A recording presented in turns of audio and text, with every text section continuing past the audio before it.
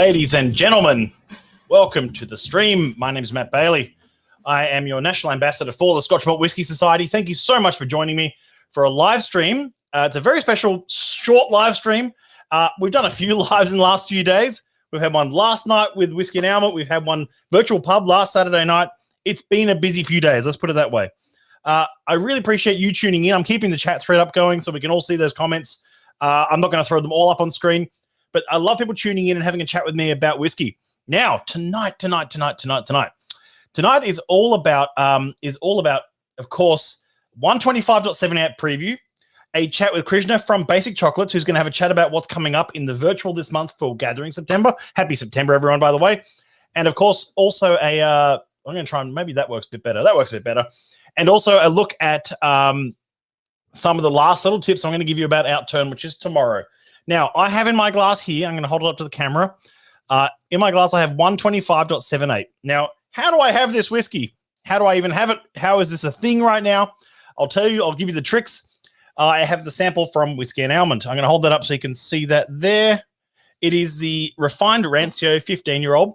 I'm going to hold that up so you can see it. I almost need a producer at this stage. Does anyone want to work for me as a producer? I can only pay you in whiskey. And they're not full bottles. I'll be paying you in samples. This is 125.78. This is a single cask whiskey from distillery 125. I'm going to get too bogged down in some details here for a second. But look, you know what? I'm going to bring up my screen here so we can all see what, I'm having some very slight technical difficulties here. Okay. I'm going to close that chat relay for a second so we can all see what's going on here. There we go. Now you can see me and the screen. Okay, I'm working it out. Come on, folks. It's only Thursday. I thought it was Monday. You know what? It feels like Monday right now, but it felt like Friday all day. It felt like, that Friday vibe. And then you go, oh, no, tomorrow's Friday. Tomorrow's Outturn, so tomorrow has to be Friday. Tomorrow is, of course, Outturn. There's the September Gathering Outturn. I've got Krsna on with us tonight having a chat. We've got a chat about 125.78. We're going to chat about some of the tips on Outturn. There's Outturn. There's the cover. It's tomorrow at midday AEST. So different time zones depending where you are, but it's pretty much Sydney, Melbourne, Canberra, midday, and Brisbane at the moment.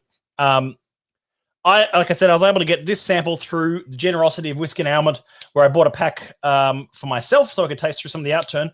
And so we could have a chat about things like 125.78. I've had a lot of questions about this particular whiskey.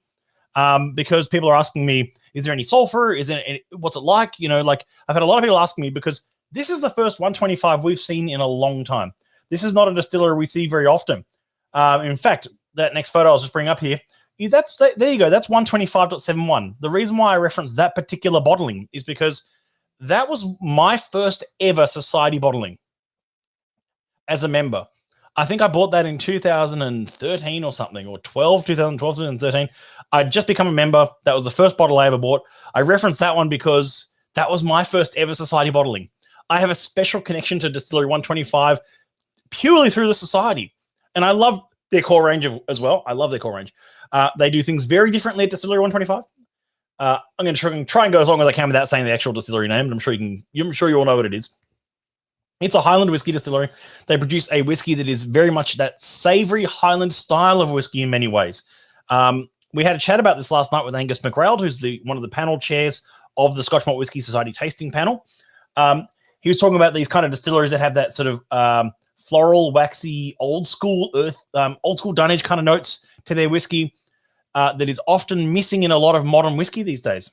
They have often a little bit too much overly sweet, or a little bit too much cask. I always find 125s are fantastic, and I've poured myself here a glass of a single cask. Now, just to talk about that for a second, how rare it is for us to actually have, how rare it is to have a single cask from this distillery. This is the only single cask I can think of. As in, other bottlers sometimes bottle things like Westport, or teaspooned malt, or things like that, or undisclosed Highland distillery. This is technically undisclosed. It's 125. This is, however, a piece of history for the society and for us, and for you as well to enjoy. Now, this is 125.78 I'm talking about, but I want to talk about where it all began with 125. It's quite a late code when you think about it. This is not a new distillery. There's a bit of history here, however. There's 125.1, bottled September 2006. So really, a little while ago, like 15 years ago, but this is not where it all began. As in, like, cask samples were sent to the society from Distillery 125, and they were sent a number of times over the years, especially in the early part of the society's history in the 1980s, and they were all rejected. They were not good enough to bottle by the panel. It wasn't until Dr. Bill Lumsden started later at Distillery 125 at Glenmorangie. I'm not going to say, look, at Glenmorangie, he started there, and he sent some samples over, and they were also rejected. He sort of got his back up a bit and said he loves the society and he wants to see the society bottle something of ours. And this was 2006 was when the society was just bought by Glenmorangie PLC, and we were part of their family for a while there, for about a decade, in fact, just under a decade. And this was, and there was a moment where the spirits team said, "Oh, would it look a bit weird if we were bottling, Glenmo spirit whilst just being owned by them? Does it look a bit biased?" And the answer is no, it doesn't. You know what? Just bottle great spirit. Now, these 125.1s here, it didn't take long to say the distillery. Look, I know. Look, I'm trying my hardest here. There we go. That didn't take long to say the distillery. Yes, that's true. That's true. And yes, Dr. Lumsden's work indeed, and we'll produce live streams for whiskey. Yeah, look, I might take you up on that. And good morning. Look, no nonsense whiskey. Don't pull me up on it too much, I hope. Yeah, so and then if you don't bottle us, we will bottle everything you make. See, this is the thing. There was a whole bunch of panel samples that didn't pass, and then Dr. Lumsden, in his infinite wisdom, sent some of the new wood policy stuff that he was working on over as samples, and they all passed as 125.1 to 125.11, I think. And the first 10 or 11 cask samples that came through were all unbelievable. And this was the first one that kickstarted, as you can see on screen right now. I'll bring that up for all to see. These were his designer oak, if you like, his first interactions with designer oak, his air-dried 36-month-old strong policy on wood, really as working as a pioneer of wood in their tallest stills of Scotland, in their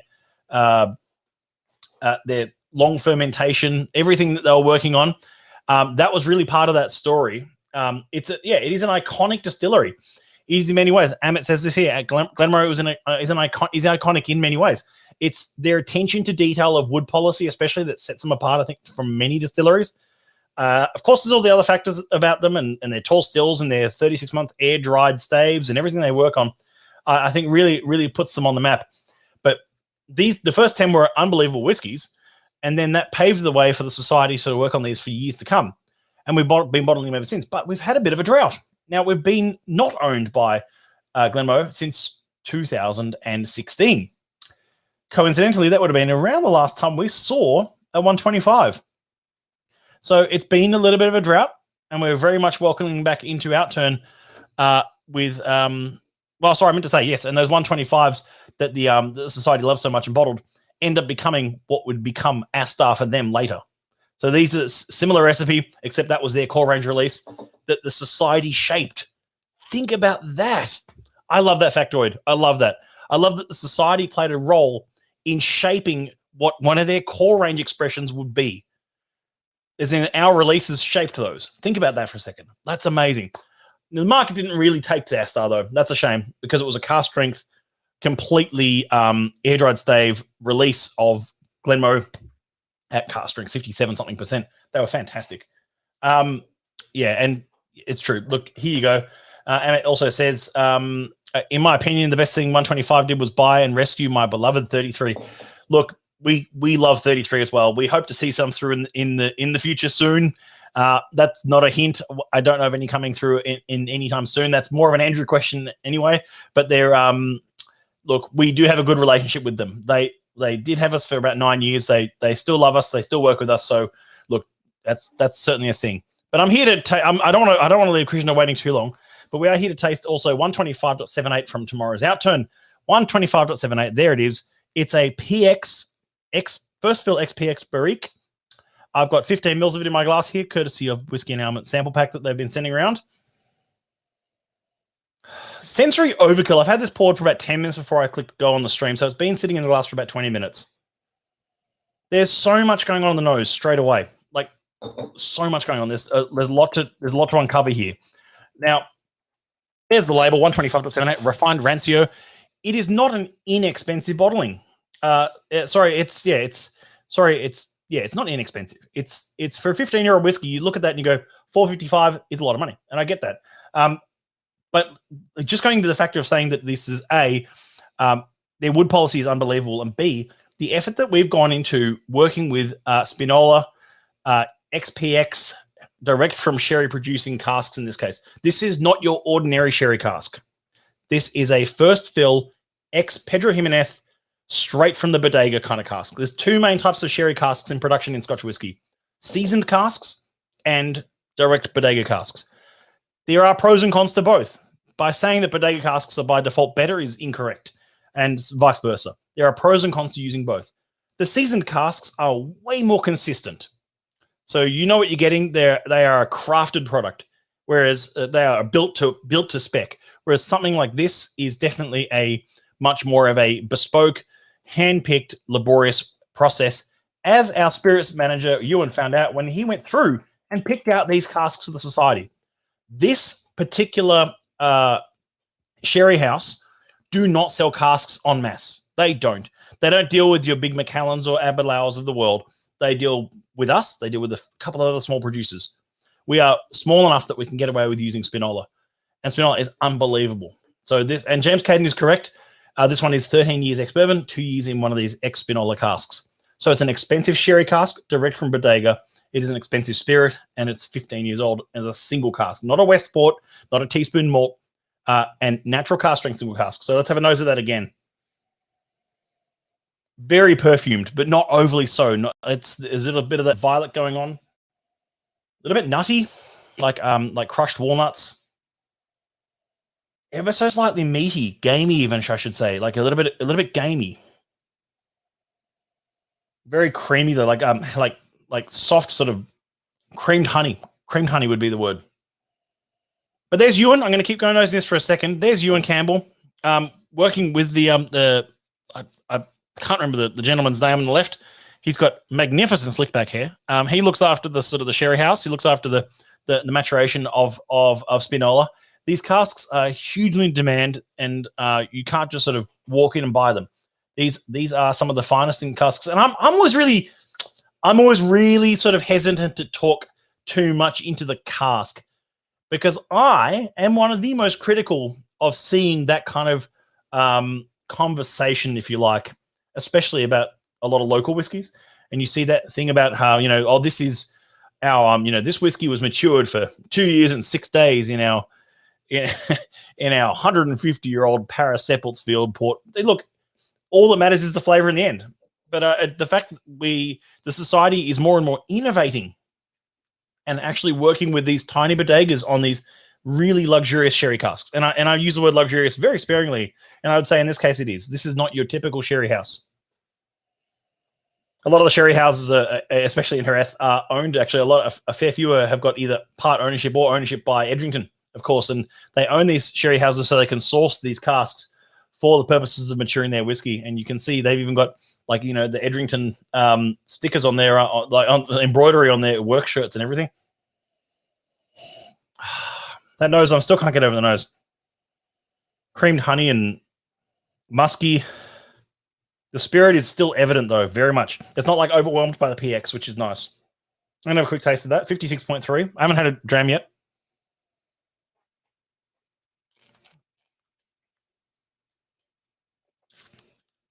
Wow. The word rancio is on the palate. There's not a whiff of sulfur, just for those wondering. There's no sulfur impact at all. There's a bit of dunnage. There's a bit of that sort of musty dunnage still. Almost like a bit of vintage Fernet Branca, if that makes sense. Almost that slight, which you do get out of some PX whiskies. Wow. Bit of marzipan. Chopped up figs. Fresh figs, though. Hard to find fresh figs. Orange blossom. That would make sense. It's like a sweet wine almost. It is a sweet wine, but it's not. The spirit is so evident. It's It's the best of both worlds, honestly. That's fantastic. Yeah, I mean, Suj, you make a great comment here. Haven't had too many Glenmos that I would call meaty. Meaty maybe is a bit of an overstretch. It's gamey for sure, though. It's a bit gamey on the nose. I like that, though.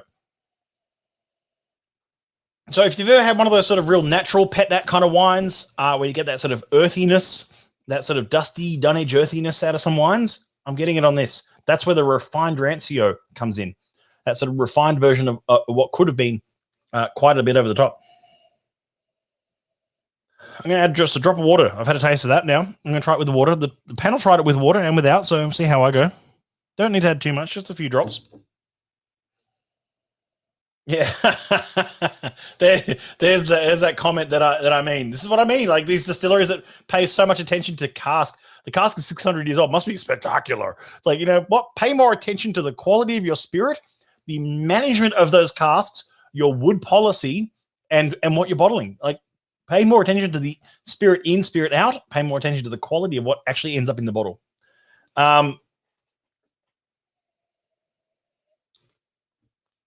Different sourcing process. And I know what you're talking about here, James.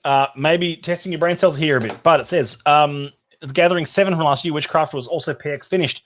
Was the cask sourced in the same way? No, very different bodega. They were basically crafted casks of PX. This is Espinola. We're going to try and make a bit of a song and dance about when we get access to Espinola casks, which will be happening more and more if we've got a good relationship with them, and we should be seeing some more cracking good sherry whiskies out of these guys. Like I said, there's Ewan and Gentleman exploring some of the casks from his trip. Ewan's got short hair there, so this has got to be at least 2018. We do have some other casks sitting in our warehouse of ex-Spinola casks, ex-Pedro Jimenez casks. You can see one there. It even proudly displays the Glen Elgin 2011 with the wood tags, Barrique, wood type, PX, ex-Bodega, wood year 2021. So that's a very recent one, that one. It was only filled in 21 for extra maturation. So we might see some of that coming through in the next few years, maybe. I'm not sure. Or we might not see it. I mean, we see all sorts of stuff coming through. And there's some of the actual Spinola PX itself. So if you do get a chance to try it, I mean, it'd be great. It's probably very hard to find actual Spinola bottlings in Australia, but if you do get a chance, it'd be something well worth scoping out, I'd say. You know what? Whilst I'm enjoying that, and I'm also having a chat about things, I think it's a good as ever time to bring in our special guest. There's Refined Rancio. I meant to say, there it is. Our special guest for this evening, of course, Krsna from Basik Chocolates is here. He's in the green room. He's ready to rumble. We did a chocolate tasting with him, a pairing with Basik at the end of last year, which a number of members on the night who joined in said it was the best pairing they'd ever encountered with whiskey ever. Now, I've heard that a couple of times over different tastings, both in person and virtual over the years.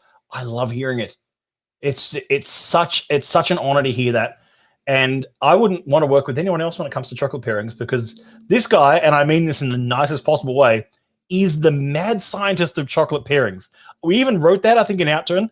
This guy knows flavor pairings with chocolate and finding them with whiskey like no one else I know. So here we go. Ladies and gentlemen, please let me welcome into the chat Krsna from Basik.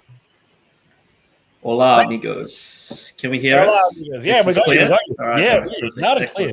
Yeah. Hello, everyone. Man, too kind. You're all too kind. If that was the feedback, then I really appreciate it. So thank you very much, everyone.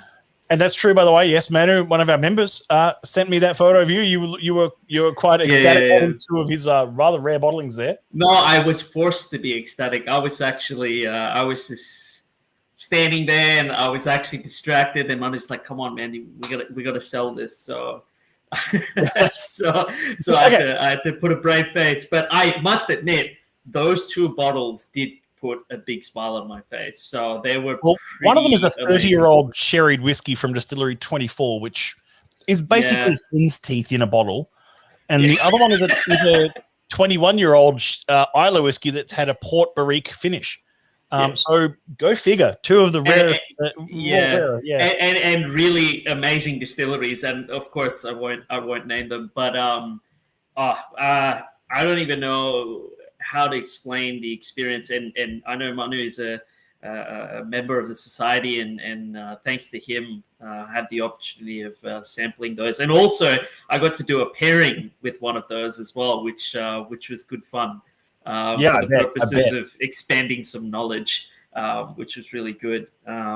There's some great comments coming through. I just want to jump on here. Of course, Whiskey is My Jam says, "Don't tease us, Matt. We've not had a Distillery 85 for years too." Look, I'm not going to tease you, but like I said, X-Spinola 85 would be fun. So maybe I can send this video to the UK and say, "Hey guys, you want to give us a bit of allocation on these ones?" You know what I mean? And also someone asking, please do not overspruik the chocolates. I need this pack because then I get a free whiskey pass from the wife for the rest of Outturn. Sorry, this pack is terrible. Don't buy it. Look, just leave it alone. Look, I'm just gonna put like, we'll do 10 pieces. 9 of them just have wasabi filled in them, and it's roulette. Go figure. And you have to do it with the wife. And can't praise the. Someone also says here, can't praise the last chocolate pairing highly enough. Pairing whiskey with any food is bloody tricky, and Krsna nailed it. Man, look, our members love you. They seriously do, and we love the flavor and experiences. No, and I love them. They're great. We are flavor obsessed as you are, so this is important. So perfect. Give us a rundown. What you've been working on and how you're shaping this this tasting. Yeah. So if anyone's had an opportunity to reflect even on what we did in the past, we covered some new areas. We looked at things like covertures, and I introduced you guys to some newer ideas. We're going to be traveling even deeper down the rabbit hole this time around. I really want to. My goal is to break your brain in a beautiful way, and I have every intent and purpose of doing that this time around. And I think I've got some pretty epic opportunities to do so, thanks to those amazing drams. 1.244. I don't even know how to express myself after having that. Exactly, Darren. Exactly. Look, I think the fact that like 1.244 such an exciting opportunity, I think that will be the one that I can share. I want to share some bits with you guys to tease you, and there's a few things that I want to keep in the back of my sleeve as something that we can kind of all enjoy together on the night as a bit of a surprise. So 1.244 Raisin Toast with Butter to Boast. Awesome name. I saw the little preview of the people that got to do that name, and that was I think that was a great literal description of said whiskey. Beautiful notes. I love that crossover between spice. So I think the last time we talked about this, we said that whenever we do something with chocolate and whiskey, especially because it's something that's quite fat based, because of that cocoa butter, it's like, cooking your steaks in butter, right? It's that flavor forward element that kind of accelerates everything, and your whiskey kind of just gets amplified even more. So to ensure that there's not an overspice, because of that beautiful, that's the thing that I think carries that whiskey. And so we're going to be doing something really fun. I've got a flavor that I just only recently worked on. So last time I introduced you guys to some fermented flavors with the fermented plums as that coverture. This time around, we're going to do something different. It's a fermented blueberry gianduja with tarragon. So like super creamy, super nutty. And then at the top level of that bonbon is a vanilla bean gel that's just loaded with Tahitian vanilla beans.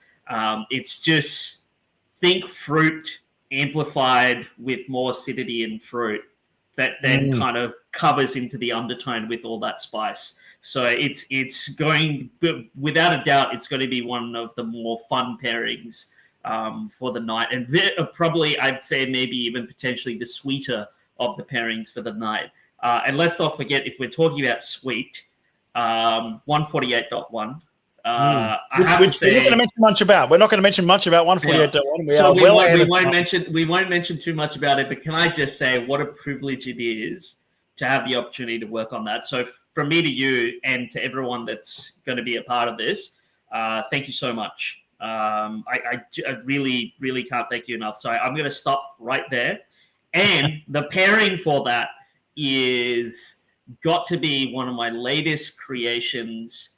I had the opportunity of trying this. I found incredible versatility with it. But I will say this, if this particular pairing doesn't blow the night out of the water, I'll be shocked, because I reckon this is my pick for everyone in terms of the pairings of pairings. So that's going to be a lot of fun.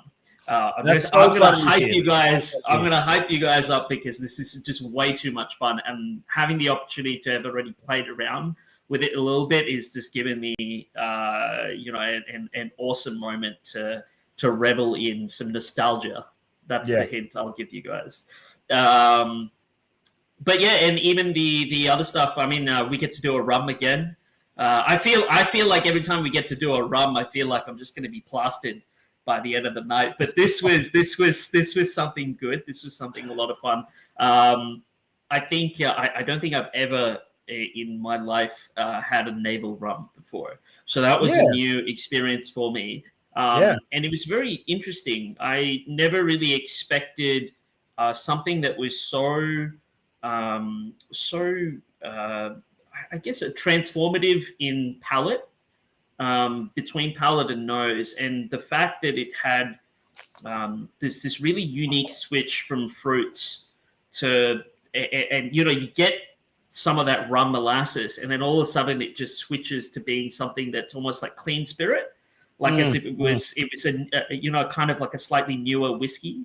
And it was very interesting, because I couldn't really, like in my mind, I was just kind of bewildered in a way. And so that's given me some pretty dope ideas. And I'm looking forward to being able to kind of do something pretty crazy with that as well. And the only one that I will say is Days Fading West Awa.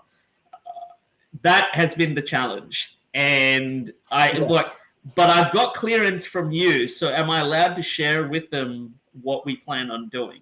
Why don't we keep that one up our sleeve? Because I want there to be some surprises in the night. Okay. Yeah, this is really exciting to see that the pairings are, as you say, very flavor forward, and part of that sort of exploration into how the textures work together as well. Because that was something that came out last time we worked together. Yeah, there was that moment where it sometimes wasn't just about the flavors; it was the textural quality of that malt and how it paired with that with the cocoa butter and other ingredients. It's that and how that came together. How do you find that working on that in that paradigm of texture rather than just flavor?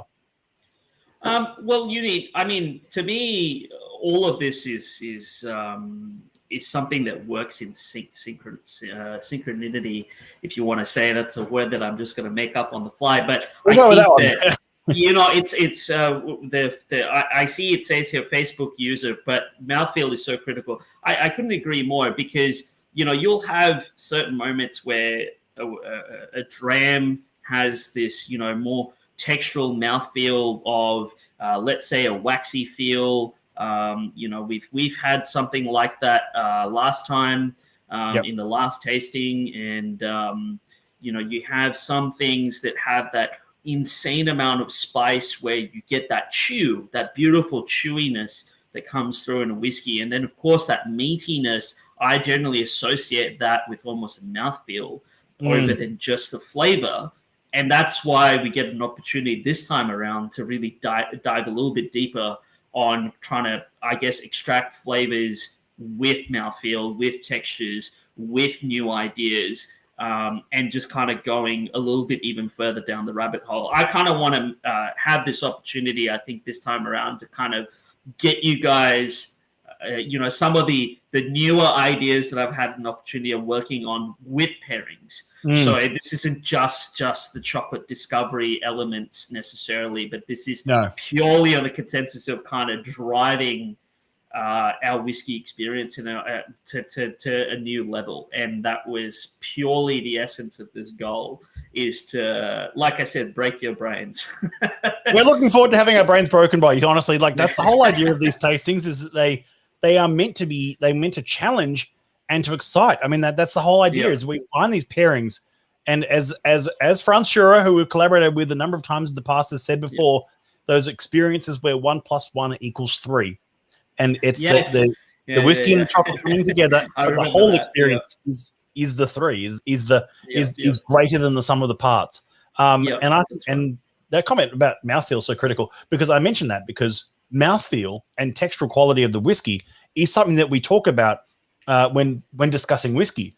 We say, the mouthfeel is either thin or thick, or or has different sort of qualities, or is almost spicy sometimes, the mouthfeel or whatever. And that's there's no good or bad. I mean, thin is not bad compared to thick or whatever. It's just they have different qualities, and I think that's part of the fun of the journey. Yeah, that's right. And when you had different viscosities, you had different elements that kind of work together. I think that is truly the beauty, and I think that's the reason why I think I can never stop wanting to do more dram related pairings in terms of chocolate and whiskey, because it is a passion project within a passion project. But I mean, it's also provided inspiration for some flavors and creations that I've come up with that aren't even necessarily relevant to a pairing, but it's just what was born out of that idea is created inspiration that has that little trickle effect. And that's the beauty about it. On a side note, I very quickly want to say thank you to Mr. James Caden. Thank you, Darren and Amit, and all these individuals that have been posting up and saying thank you.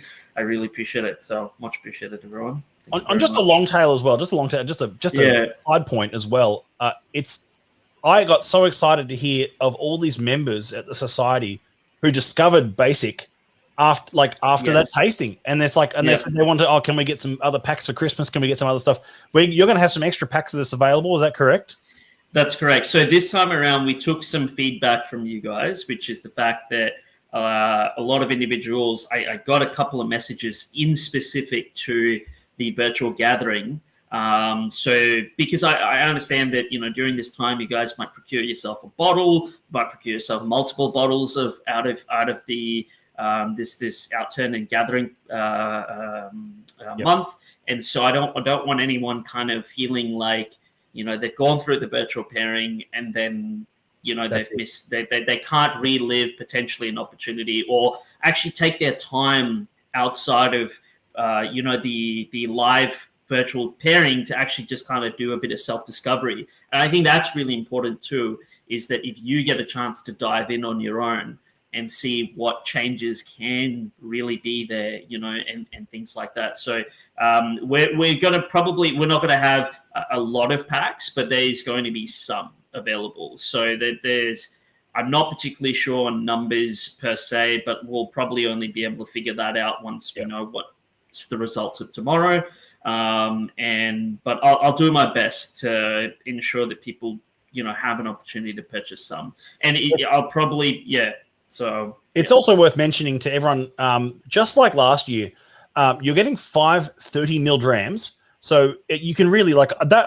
I just had 3 full sips of a 15 ml. So you can really sort of share these drams with a friend. And it's also, you're getting 2 of each bonbon, each chocolate you're getting 2 of, so that you can share that again with a friend. Or you can have it all to yourself. You can do what you like. And that's, of course, up to you. No judgment from us, because I know that Andrew's going to be a different location to me. So I'm certainly going to share it with myself. Oh, wow. And so that's kind of the fun of it. And you can either have it yourself or you can share it. And that's the good thing about this pack. But I also wanted to stress to members for tomorrow, the packs are limited. There are only 85 or so going on sale. And it's limited maximum 2 per member. So we don't have members buying 5 or 10 packs. We want to make sure that as many members get them as possible. And some great comments coming in, as in Darren, how he said, great doing the chocolates, adding on some more packs. And of course, Darren also saying one of the coolest things about the tasting was the change in dynamic, tasting them alone and with the whiskey. Amazing dynamic. Yeah. That's the 1 + 1 = 3 kind of moment, isn't it, Darren? It's like where they come together and you go, like, they are different. They taste incredible separately, but then that moment together where they find that cataclysm of flavor, for lack of a better word. Yeah. No, thank you. Appreciate it. Thank you, Darren. Look, Krsna, really appreciate you having you on this evening. Anytime. Thank you very much. We'll call it there. Done. Don't go anywhere. I'll just let everyone also know they can see on the screen to my that way on the screen. You can see on the screen over here. No, that it is that way. Oh, it's that way. Yeah. That way. Yeah. It's this way in my head. So here we go. You know what? Outturn is always a bit of a frantic rush, and we're trying to find ways to make sure we alleviate that. We've bumped up our site as always. We make sure it's running at full capacity.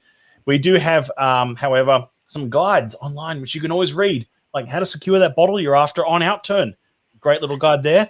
And I recommend reading them, even if you're a seasoned member, or another one which we had, which was called A Must-Read Guide to Outturn on how to secure that bottle or that chocolate and whiskey tasting pack for what you're after. There's some great things. All you have to do is click on Whiskey Wise on our website, and you can read all about it. And that is Outturn. That's our wrap for Outturn 4, of course, coming up tomorrow at midday AST. Krsna, thank you so much for coming on and giving a bit of a preview of what you've been working on. Really appreciate it. No, anytime, guys. And thank you again to everyone and their support. I know that I just want to very quickly say that there's a lot of, there's a fair number of SMWS members that have become part of the Basik Chocolates family. And you guys have been extremely supportive of our journey and our growth. And, you know, without a doubt, beyond grateful and very, very appreciative. So thank you very much for that. Oh, of course. We love what you do. Thank you, Matt. Yeah, this is all about flavor. This is what we love to do. And thank you, Krsna, for being a part of this story. And I will see you all soon. Have a great Outturn tomorrow, everyone. Thank you so much. And we'll, you know what? We'll catch up soon. Thank you. Cheerio.